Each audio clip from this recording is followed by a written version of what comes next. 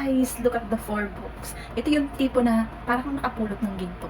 Gintong aral pag nabasa mo lahat ang librong ito ni Coach Chinkitan. So ito yung isa sa mga libro na legit at marami nang nakabasa na mayroon na siyang 1 million copies at tingnan mo naman ang parts niya. So napakaganda talaga. Very interesting.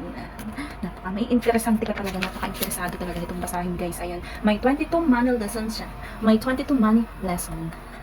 O ayan guys.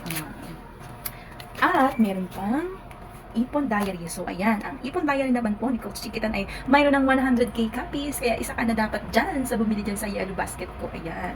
Eto yan, guys.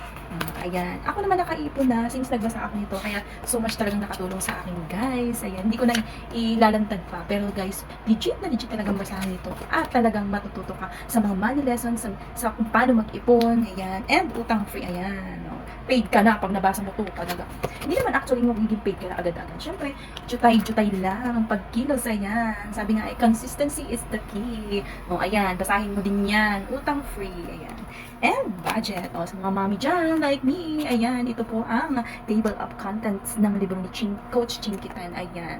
May budget diary content. So, legit talaga to. Hindi naman sa legit itong basahin mga mamshi. Para sa mga mahilig mag-budget dyan, ayan, ito po yung book na good for you.